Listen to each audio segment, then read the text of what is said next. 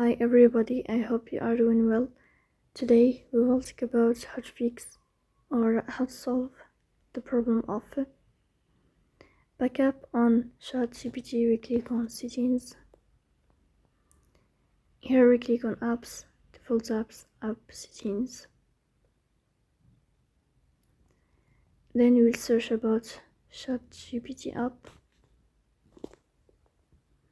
Here in this page of app info, you will click on first stop and you will click OK. Here you will enter to storage. Then we click on clear cache. In the end, you will turn off your phone and you will wait a moment to restart your phone again to fix that problem.